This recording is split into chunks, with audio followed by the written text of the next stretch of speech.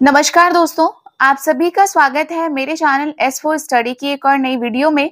आज के इस वीडियो में हम बात करने वाले हैं मलिन बस्तियों के बारे में कि मलिन बस्तियां कैसी होती हैं और उन मलिन बस्तियों के बसने के कारण कौन-कौन से हो सकते हैं। तो इस वीडियो को शुरू करते हैं। औद्योगिकरण ने जैसे-जैसे व्यक्तियों को तकनीकी ज्ञान दिया है, शिक्षा दी है और उनको ज्ञान दिया है, वहीं करोड़ों लोगों को नारकीय जीवन जीने के लिए भी विवश किया है। एक छोटी सी झोपड़ी, कच्चा मकान या फिर एक कोठरी, ठीक है, जो इतनी छोटी होती है कि उसमें 10 से 15 लोग रहने को मजबूर होते हैं। उनको इतना भी पर्याप्त स्थान नहीं मिलता कि वे वहां पर खाना बना सके, वे वहां पर सो सके, वे वहां पर अपना खाली समय व्यतीत कर सके। उनको इतना भी स्थान वहां पर नहीं मिलता। जल के निकास का यहाँ पर कोई रास्ता नहीं होता। यहाँ पर कूड़ा करकट आपस में एक ही जगह पर सड़ता रहता है। पानी एक जगह पर इकट्ठा होगा तो वो वहां पर सड़ेगा, ठीक। दूसरी चीज, वहां पर कूड़े के ढेर लगे होते हैं। तीसरी चीज, उनके पास शौच का एक पर्टिकुलर कोई स्थान नहीं होता। चौथी चीज, वो खाना कहाँ खाएं, उनके पास खाना खाने का एक पर्टिकुलर प्लेस नहीं होता। अब आप इससे अंदाजा लगा सकते हो कि जहां पर शौच का एक पर्याप्त स्थान नहीं है, पानी की निकासी का स्थान नहीं है, तंग संकरी गलियां हैं जहां पर उनको अपना जीवन जीने के लिए गुजारा करना पड़ता है। कूड़ा करकट वहां पर रहेगा जिससे कि वहां पर जानलेवा बीमारियां भी पनपने लगती हैं। अभी जो मलिन बस्ती है उसकी मैंने आपको कुछ कुछ जो कैरेक्टरिस्टिक्स कह लीजिए आप इसको, वो बताई हैं। जैसे कि वहां पर आपको पानी का ढेर मिलेगा क्योंकि वहां पर पानी का कोई निकास स्थान नहीं होता। वहां पर आपको कूड़े के ढेर मिलेंगे क्योंकि वहां पर किसी को क्या मतलब है कि वहां पर नगर निगम की गाड़ियां रोज जा रही हैं सफाई के लिए या नहीं जा रही हैं। उन्होंने जो खाया वो अपने घर के बाहर डाल दिया क्योंकि उनको इतनी समझ भी नहीं होती कि वो जो चीज कर रहे हैं वो उनके लिए सही है या गलत है। तीसरी चीज कि उनके पास वहां पर खाना खाने, अभी ये तो मैंने आपको थोड़ा थोड़ा सा मलिन बस्ती के बारे में बता दिया। अब हम बात करेंगे मलिन बस्ती के अर्थ की। मलिन बस्ती होती कैसी है। बात करते हैं मलिन बस्तियों के अर्थ की और इसके विविध स्वरूप की। Meaning and various forms of slums. मलिन बस्ती का सामान्य अर्थ प्रत्येक तरह के जर्जर आवास व्यवस्था और गंदगी युक्त पर्यावरण और वातावरण से है। जो मलिन बस्तियां होती हैं उनका जो सामान्य अर्थ होता है वो होता है कि जर्जर आवास बोले तो उन आवास जिनकी कंडीशन अच्छी नहीं है, गंदगी युक्त उनका पर्यावरण है और वातावरण है। मलिन बस्तियां निर्धन व्यक्तियों के रहने के स्थान है जहां वह स्वयं झोपड़ियां, केबिन, बांस अथवा लकड़ी के छोटे छोटे मकान बनाकर रहते हैं। मलिन बस्तियों के बारे में जैसे अभी मैंने आपको पहले बताया था कि कूड़े कचरे के ढेर वहां लगे होते हैं। संकरी मलिन बस्तियां जहां पर मतलब एक ऐसा स्थान जहां पर बहुत ही ज्यादा छोटा एरिया, संकरा संकरा मतलब बहुत छोटा, ना ज्यादा बड़ा, मतलब एक उनके हिसाब से बहुत ही ज्यादा छोटा एक एरिया जिसमें वो अपना घर बनाकर रहते हैं, अपनी झुग्गी बना के रहते हैं, अपने बांस अथवा केबिन की झोपड़ियां बनाकर रहते हैं या फिर लकड़ी के छोटे छोटे मकान बना लेते हैं या फिर आप लोगों ने त्रिपाल का नाम सुना होगा, वो डालकर वो वहां पर रहते हैं। टीन के भी वो अपनी शेड्स डाल के बना लेते हैं अपने घर। तो कुछ इसी तरीके से मलिन बस्तियों में घर बने होते हैं। अब ये जो मकान बनाते हैं ये उनके अपने भी होते हैं या फिर वो कुछ लोग ऐसे होते हैं जो मलिन बस्तियों में अपना कुछ आवासीय वो छोटे छोटे कमरे बना देते हैं और फिर वो उनको कुछ किराएदारों को दे देते हैं। तो ये उनके खुद के भी बनाए हुए हो सकते हैं और कुछ इनमें किराएदार भी रहने वाले हो सकते हैं। अब विदेशों में क्या होता है कि विदेशों में एक कमरे वाली अनेक बस्तियां भी मलिन के अंतर्गत आती हैं और जिनके 6 मंजिले मकान होते हैं वो वाले क्षेत्र भी मलिन बस्तियों में आते हैं क्योंकि उनकी जो कंडीशन होती है वो बिल्कुल मलिन बस्तियों जैसी होती है। तो वहां पर एक कमरा भी और 6 मंजिला भी वो उनके हिसाब से एक बराबर रहते हैं। ये था मलिन बस्ती का अर्थ। अब जो आवास की समस्या होती है ना, आवास की समस्या ही मलिन बस्तियों को जन्म देती है। अब लोगों को आवास की समस्या होगी। अब आवास की समस्या कैसे होगी, क्योंकि जिन लोगों को आशियाना चाहिए अपने रहने के लिए, अपना सर ढकने के लिए एक छत चाहिए, तो उन लोगों के पास पर्याप्त पैसा नहीं होता। वो लोग क्या करते हैं फिर किसी सड़क के किनारे, रेल के किनारे आपने देखा होगा, वहां पर वो उस साइड में क्या करेंगे, अपना छोटा सा एक घर बना लेते हैं। और ऐसे ही अभी एक एक ने बनाया, फिर दूसरे ने बनाया, तो ऐसे ही जो मलिन बस्तियां होती हैं उनका निर्माण होते चला जाता है। अब जो वहां पर पुराने लोग रह रहे होते हैं, वो उस बस्ती को छोड़ के नहीं जाना चाहते। वो क्यों नहीं जाना चाहते? क्योंकि उनको इससे सस्ता आशियाना उनको नहीं मिलेगा। अब उनके देखा देख और लोग भी वहां पर अपना घर बनाने लग जाते हैं, तो ऐसे मलिन बस्ती का निर्माण हो जाता है। अब जो एशिया और दक्षिण अफ्रीका की स्थिति है, वहां क्या होता है कि जो मलिन बस्तियों के घर होते हैं, वो कैसे बने होते हैं? वो उन चीजों से बने होते हैं जिसे व्यक्ति कूड़ा कचरा समझकर फेंक देता है, वो उनको यूटिलाइज करके बना लेते हैं घर। लेकिन भारत में क्या होता है? भारत में ऐसी जो मलिन बस्तियां होती हैं वो हमें कहाँ देखने के लिए मिलती हैं? नालों के आसपास मिलेंगी, नदी के आसपास मिलेंगी, अभी जैसे मैंने आपको बोला था कि रेलवे लाइन के आसपास मिलेगी। तो ये बहुत आसानी से, बहुत ही सरलता से ऐसे स्थानों पर आप मलिन बस्तियों का बसावट देख सकते हो। मलिन बस्तियों के लिए कोई निश्चित पर्यावरण निर्धारित करना बहुत ही ज्यादा कठिन हो जाएगा, और ये जो मलिन बस्तियां हैं ये कहीं भी आप स्थापित होते हुए देख सकते हो। अभी मैं आपको कुछ एग्जांपल्स देती हूँ। फिलीपाइंस में यह दलदली क्षेत्रों में, छोटे छोटे पहाड़ी क्षेत्रों में, और युद्ध में जो क्षेत्र नष्ट हो जाता है ना, जो स्थान मतलब कभी वहां पर युद्ध हुआ हो और वो स्थान नष्ट हो गया हो, तो वो लोग मलिन बस्तियां ऐसी जगह पर भी स्थापित कर लेते हैं। लैटिन अमेरिका में क्या होता है कि छोटे छोटे पहाड़ी जो ढलान होते हैं, उन ऐसे ढलानों पर भी वो मलिन बस्तियां बना लेते हैं। कराची में क्या होता है? कराची में कब्रिस्तान और सड़क के किनारे पर भी ऐसी मलिन बस्तियों को देखा जा सकता है। रावलपिंडी और दक्षिणी स्पेन में क्या होता है कि जो गुफाएं होती है ना, गुफाओं में भी आप ऐसी मलिन बस्तियों को देख सकते हो। भारत में विभिन्न नगरों में इन्हें विविध रूप में देखा जा सकता है। किनको? मलिन बस्तियों को। दिल्ली, मुंबई, कोलकाता, चेन्नई, अहमदाबाद, कानपुर, नागपुर आदि में एक कमरे की अंधेरी कोठरियों में जो मलिन बस्तियां हैं उनकी संख्या बहुत ज्यादा बढ़ गई है।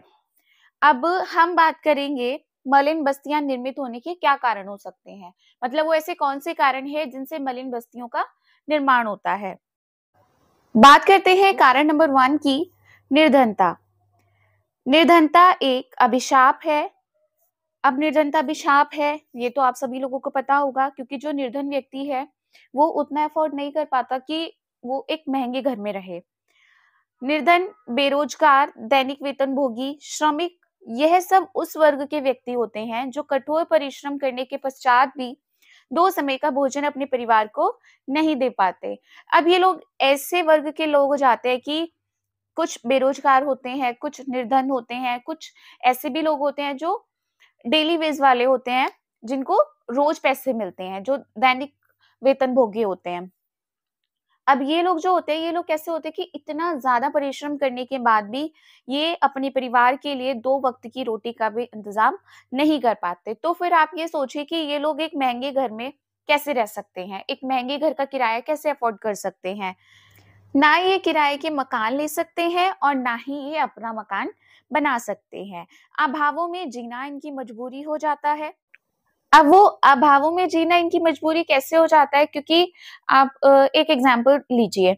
अभी आपके पास 500 रुपीज है, आपने कोई चीज लेनी है जो 2000 रुपीज की है, आपको बहुत ज्यादा पसंद है और आप उसको लेना चाहते हो, बट कहीं ना कहीं आप वो चीज नहीं ले सकते क्योंकि आपके पास तो सिर्फ 500 है और वो जो चीज आपको पसंद आ रही है वो 2000 की है। तो कहीं ना कहीं आपके पास जो अभाव है वो 1500 का है। तो ऐसे ही इन लोगों के पास भी ऐसा ही होता है कि इन लोगों के पास भी अभाव होता है और अभाव ही इनकी क्या हो जाता है? मजबूरी बन जाता है। मलिन बस्तियों को इन्होंने ही बसाया होता है और यही वहां पर रहते हैं। अब बात करते हैं पॉइंट नंबर 2 की, नगर में आवास की समस्या। अब नगरों में क्या होता है? भूमि सीमित है और मांग अत्यधिक है, ये तो आपको पता ही है। भूमि का मूल्य भी वहां आसमान छूता है। अधिकांश व्यक्ति किराए के मकानों में रहते हैं। नगर में किराए के मकान भी सामान्य व्यक्ति नहीं ले सकता है। लाखों श्रमिक जिनके साधन और आय सीमित है, उन्हें विवश होकर मलिन बस्तियों में रहना पड़ता है।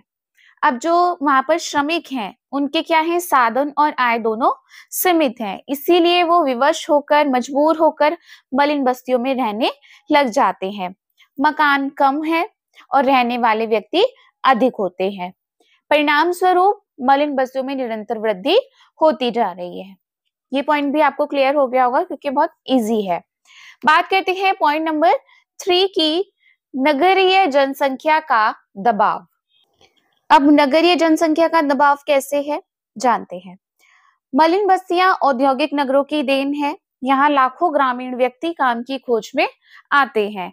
अब जो ग्रामीण क्षेत्र के लोग होते हैं वो यहाँ पर क्या करने आते हैं, वो यहाँ पर अपने काम की तलाश में आते हैं, क्योंकि जो औद्योगिक इकाइयां होती हैं वो नगरों महानगरों में होती है, और जो ग्रामीण क्षेत्र के लोग होते हैं वो यहाँ रोजगार की तलाश में आते हैं और फिर यहीं बस जाते हैं।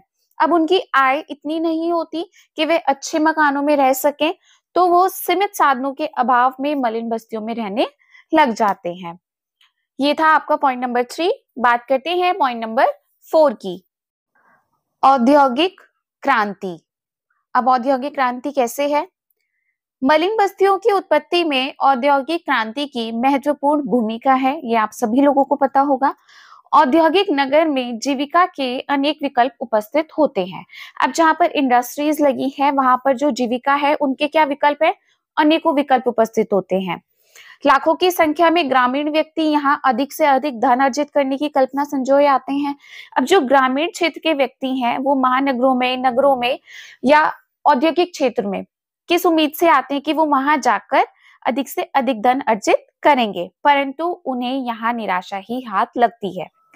वह मिल, फैक्ट्री, कारखाने या और किसी प्रकार का श्रम करके अपना पेट भरता है, लेकिन जो निर्धनता है वह तो उसका साथ छोड़ती ही नहीं। इस औद्योगिक महानगरीय सभ्यता और संस्कृति में उसे तो मलिन बस्तियों में ही रहना पड़ता है। उसके पास इसके अतिरिक्त कोई और विकल्प हो भी क्या सकता है? एक औद्योगिक क्षेत्र में वो व्यक्ति आता है काम के लिए, लेकिन ये जरूरी तो नहीं ना कि वो आए और उसको एकदम से सारा धन अर्जित हो जाए। उसको परिश्रम करना पड़ेगा, तब जाके उसको कुछ हासिल हो सकता है। ये था आपका पॉइंट नंबर 4। नेक्स्ट हम बात करते हैं पॉइंट नंबर 5 की, ग्रामीण बेरोजगारी। अब ये कैसे हो सकता है? गांव में वर्ष भर ग्रामीणों को काम नहीं मिलता। अगर मिलता भी है तो वो बाकी के महीनों में क्या रहते हैं? बेरोजगार रहते हैं।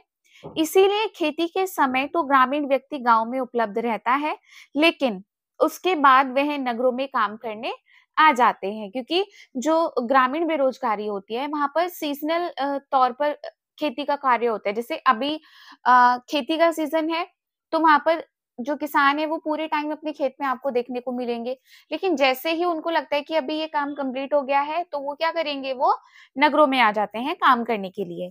इनमें से अधिकांश व्यक्ति रिक्शा चालक होते हैं, ठेले खींचने वाले होते हैं, खोमचा लगाने वाले होते हैं, या फिर कुछ श्रमिक भी होते हैं जो मिल में काम करने वाले होते हैं, या फिर कोई छोटा मोटा कार्य करके अपनी जीविका अर्जित करते हैं। उनमें से अधिकांश व्यक्ति मलिन बस्तियों में भी रहते हैं।